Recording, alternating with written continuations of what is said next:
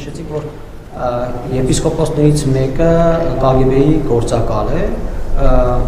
մենք հիշում ենք, որ մամուլը գրել էր այդ մասին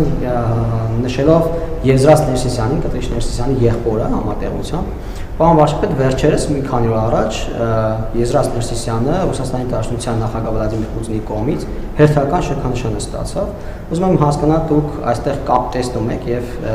Եզրաս Ներսիսյանի նկատի ունեիք։ Ես չեմ ասել եպիսկոպոսներից մեկ, ասել եմ Եզրաս, ասել եմ Կտրիչ Ներսիսյանի եղբայրը, չէ՞, տենց եմ, չէ՞, այսինքն տենց չի, որ ես տենց ինչ-որ անորոշ բան եմ ասել, ես նկատի եմ ունեցել, կարծեմ թե մի անունն էլ եմ տվել, եթե չեմ սխալվում ամբյոնից, ամենայն դեպս ես տենց եմ հիշում, որ եթե տենց շատ կոնկրետ անունը չեմ ասել, այն նկատառումով, որ այնքան պարզ եմ ասել, որ անունը եւս մեկ անգամ ճշգրտելու անհրաժեշտություն չկա եւ կարծում եմ, որ այն փաստաթղթերը, որ հրապարակված են, ակնհայտ է դարձնում, որ Խորհրդային Միության ժամանակներից այո նա հավաքագրվել է որպես պակ գործակալ եւ դա փաստ է եւ իմիջայլոց հարգելի գործընկերներ, ես էլի զարմանում եմ, որ այսքան մեր հարգելի լրագրողները այդքան քննարկում են այդ հարցը, բայց տենց պարզաբանում չի ակնկալվում ոչ Կտրիչ Ներսիսյանից, ոչ իր եղբորից, այդ փաստերի առիթով։ Ասենք հիմա Կտրիչ Ներսիսյանը երկու հարց պետքա պարզաբանել, երկու հարց, որը պետքա ունենա շատ կոնկրետ պատասխան։ Հարց 1. Եթե Կտրիչ Ներսիսյանը երեխա ունի, եւ այդ երեխան ծնվել է իր կուսակրոնության ուխտը ստանձնելուց հետո, ինքը կարող է լինել զբաղեցնել ամենայն հայոց կաթողիկոսի գահը։ Այս հարցը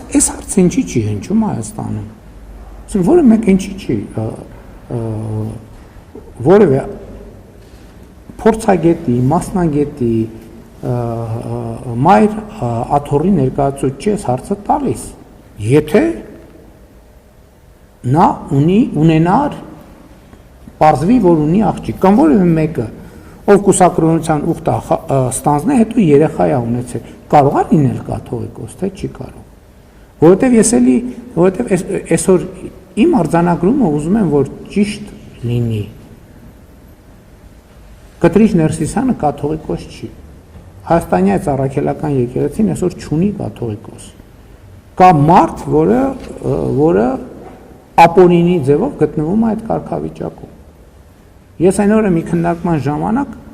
հետևյալ օրինակն էի բերում, օրինակ Հայաստանի Հանրապետության Սահմանադրությունը ասում է, որ Հայաստանի Հանրապետության վարչապետ կարող է լինել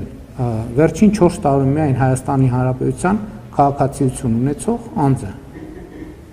Հիմա եթե ասենք, օրինակ պարզվի, որ ես բանի, չգիտեմ, ինչ երկիր, ուրիշ երկրի քաղաքացի եմ, եւ դրա հիմնավորումներն են անձնագիր եւ այլն, այդ պահի եւ այդ փաստի բերումով չեմ կարող ես վարչապետ լինել։ Նույն կերպ էլ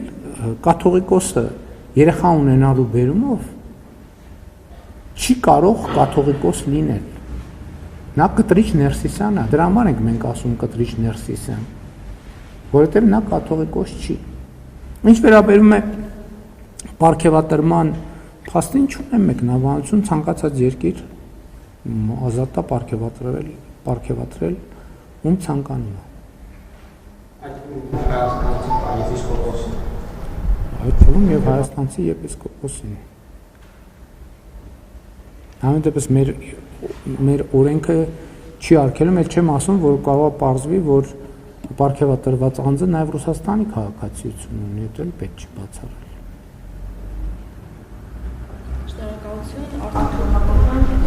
Պարոն վարչապետ, դուք համաժողովի ժամանակ արձագանքել եք Ալիևի հայտարարություններին, որտեղ նա հղում էր կատարում ցարական ժամանակաշրջանի քարտեզներին եւ հայկական բնակավայրերը ադրբեջանական անվանումներով էր ասում։ Նաեւ Ալիևը այդ հայտարարություններում խոսում էր ոչ թե տանկերով, այլ ավտոմեքենաներով Հայաստան գալու մասին։ Ինչպես կմեկնաբանեք, արդյոք այս հայտարարությունները որքանով էլ ներքին լսարանի համար է ասում, չի հակասում օգոստոսի 8-ի Եվելի եմ ասում, Զանգեզուրի միջանց, եթե նրանք օգտագործում, Զանգեզուրի միջանց եթե նրանք օգտագործում են իրենց տարածքի մասին, որտեղ նրանք չեն կարող օգտագործել մեր տարածքի մասին։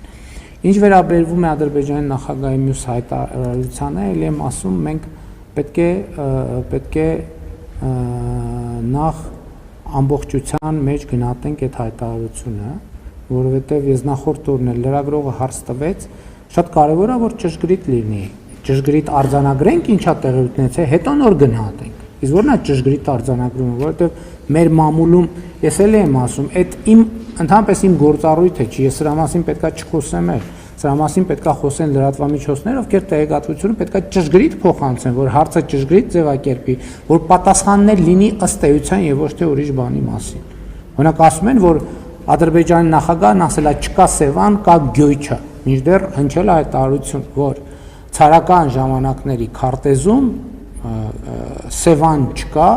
կա Գյոյչա։ Իմիջայլոց մեր լրագրողները շատ հետաքրքիր է։ Օրինակ ոչ մեկ չի գնաց այդ քարտեզը հանի։ Մի հատ տեսնի այդ ինչ քարտեզի մասին է։ Կա քարտեզ, թե չկա քարտեզ։ Եվ եթե այդ քարտեզը հանեին մեր լրագրողները, օրինակ կտեսնեին, որ այդ քարտեզը ինչքան այդ տեսակետից կարա աննպաստ լինի Հայաստանի համար, երկու այնքան կարա աննպաստ լինի ցանկության դեպքում Ադրբեջանի համար, որովհետև օրինակ կարա պարզվի այդ քարտեզի վրա Հայաստան կա, վայ ներողություն, իսկ Ադրբեջան չկա, իսկ դա ոնց մեկնաբանենք։ Ես դրա համար եմ ասում, այդ անօգուտ գործողությունը, ել չեմ ասում, եթե ցարական քարտեզներով գնանք եւ ինչու՞ միայն ցարական, դրանից առաջ սուլթանական, դրանից առաջ շահական, դրանից առաջ խանական, դրանից առաջ խալիֆայական, այդ քարտեզներում ոչ Հայաստան կա, այսինքն Հայաստան կա, ոչ Հայաստանի Հանրապետություն կա, ոչ էլ Ադրբեջանի Հանրապետություն։ Այդ հղվող քարտեզին ասում եմ շատ պարզ գրած է Հայաստան, Հայաստանի տեղում է սորվա, Ադրբեջանի տեղում Ադրբեջան գրած չի։ Եվ ինչի համար շատ լավ, բայց ես համարում եմ, որ դա անիմաստ թեմա է եւ անիմաստ քննարկումները առավել եւս 2025 թվականի օգոստոսի 8-ից հետո։ Էլ չեմ ասում այդ քարտեզները հրապարակված են։ Այդ քարտեզները հրապարակված են, այն որ դուք այն նյութերը ուղարկեք ինձ, ես էլ այդ քարտեզ կուղարկեմ ձեզ, չնայած 5 րոպե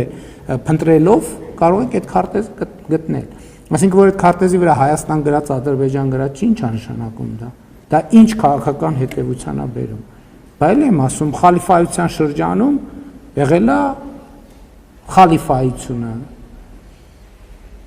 Պարսկական տիրապետության ժամանակ եղել է Պարսկաստան, Օսմանական տիրապետության ժամանակ եղել է Օսմանյան կայսրություն, բայց իմ ելույթում ասում էի, պարզ օրինակ էի բերում, որ չբարդացնենք։ Ամեն ժամանակաշրջանը, որ Վանաձորի անունը եղել է Կիրովական, իսկ բանի Գանջայի անունը եղել է Կիրովաբադ, ինչ է դա նշանակում։ Եղել է, չէ՞։ Ինչ է դա նշանակում։ Դրանից հետևությունը ինչ է։ Ինձ ընդհանրապես հետաքրքիր չի դա, որովհետև կա 2025 թվականի օգոստոսի 8-ին ստորագրված եւ նախաստորագրված փաստաթղթերը եւ կա 2024 թվականի սեպտեմբերի երկու երկրների սահմանազատման հանձնաժողովների կանոնակարգը։ Այսինքն հիմա անկնել պատմական բանավեճերի ես էսա գրած եւ այդ բոլոր անունները ով ասել որ այդ անուններն ադրբեջանական են։ Այդ անունները թուրքական են, պարսկական են, արաբական են, մոնղոլական են։ Ես դրա համար նաեւ բանի զանգ բառի օրինակը բերեցի։ Ով ասել որ դրանք ադրբեջանական են։ Թուրքական են, պարսկական են, արաբական են, մոնղոլական են, տեղ-տեղ էլ կլինեն ռուսական։ Եվ ինչ, բայց ինչ է դա փոխում։ Ոչ մի բան էլ չի փոխում։ Ինչ վերաբերվում է գնալ գալուն, խաղաղությունը նրա մասին է, որ Հայաստանից մարդիկ կարող են գնալ ավտոմեքենայով, այդ թվում Բաքու, Ադրբեջանից էլ ավտոմեքենայով կարող են գալ, այդ թվում Երևան։ Իսկ եթե խոսքը ուրիշ բանի մասին է, ես ասում եմ այդ օրակարգը վտանգավոր է խաղաղության համար։ Ուրեմն ես իմ ելույթում խոսեցի ընդհանուր Մանթաշյանի ժառանգության մասին, Բայց եթե խորհրդային միությունը անօրինական է վերցրել այդ գույքերը, Մանթաշյանի գույքերն էլ ուրեմն հայկական ժառանգությունն էլ անօրինական վերցրել։ Բայց ես համարում եմ, որ այդտեղ մտնել ընդհանրապես իմաստ չունի։ Եվ իմ առաջարկն է, եւ ըմբռնումն է, եւ մեր պայմանավորվածությունն է, եւ 2025 թվականի օգոստոսի 8-ի ստորագրված եւ նախաստորագրված փաստաթղթերից հետեւում է, որ մենք պետքա դադարեցնենք այդ մոտեցումը։ Այդքան